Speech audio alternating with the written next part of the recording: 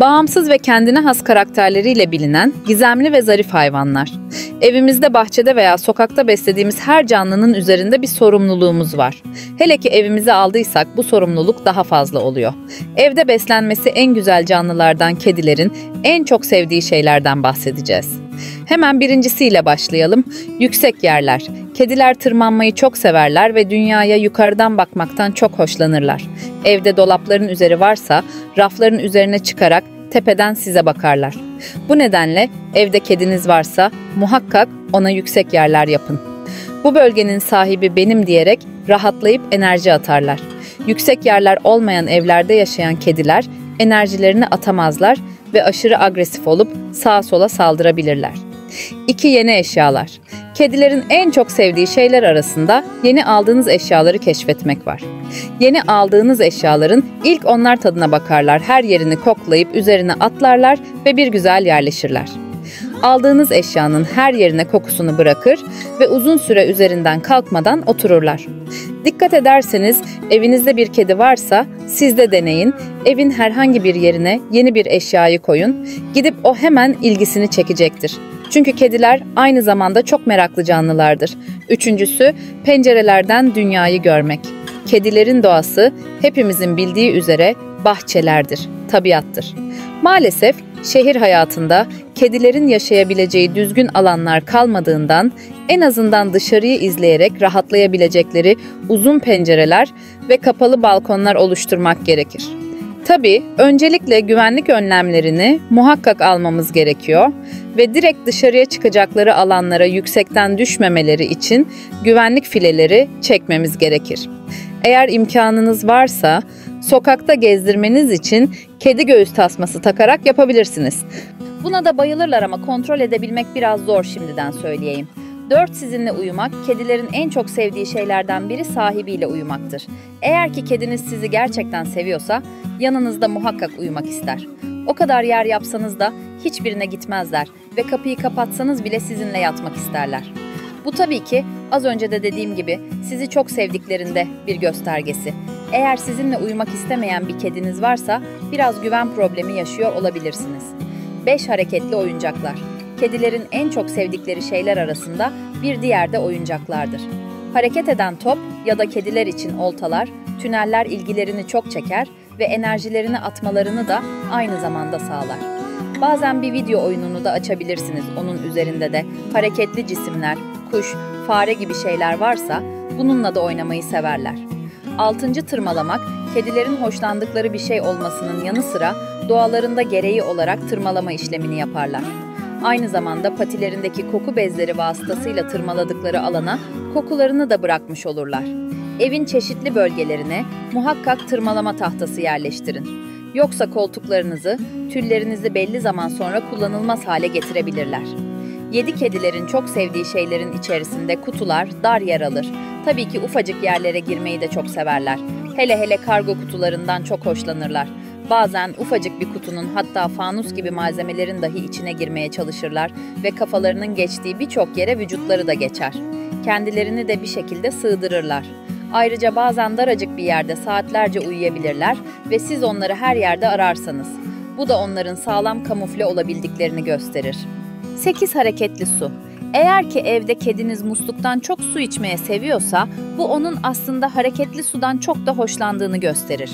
Kedilerin bol su içmeleri sağlıkları açısından önemli. Normal kaptan su içmeyi pek sevmezler ama doğaları gereği hareketli sudan içmeyi çok severler. Bu nedenle bazı kediler özellikle musluktan su içmeye bayılıyorlar. Az önce dediğim gibi bu hem daha sağlıklı ve daha serin olması nedeniyle onların tercihi, ayrıca durgun su, vahşi doğada bakteri üretmeye çok elverişli ve hastalıkları da beraberinde getirmektedir. Kedilerin hisleri kuvvetli olması nedeniyle de durgun suya pek yanaşmazlar. Çok basit bir şekilde siz de isterseniz evde hareketli su çeşmesi alabilirsiniz. 9. Sıcaklık. Kedilerin soğuk yerleri sevdiğini düşünürüz ama kediler sıcak alanları daha çok severler.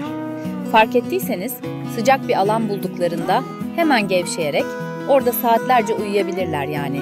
Kediler sıcak yerleri çok severler. 10. Kendini yalamak.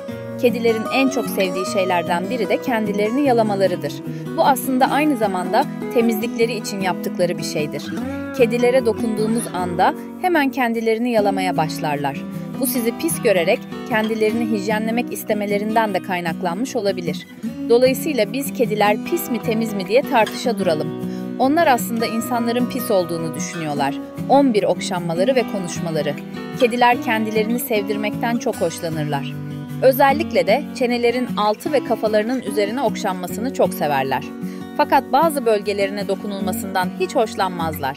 Eğer kediniz kendini sevdirmekten hoşlanmıyorsa bunun altında farklı sebepler olabilir. Ayrıca onlarla bağırmadan ince yumuşak bir ses tonuyla konuşmanızdan da çok hoşlanırlar. Hatta bazı kediler bu tip konuşmalara cevap verirler. Kedim Ruhi Edward'la özellikle işten geldiğimde konuşuyoruz. Sanırım bana hoş geldin diyor. 12 gece aktif olmak ve avlanmak.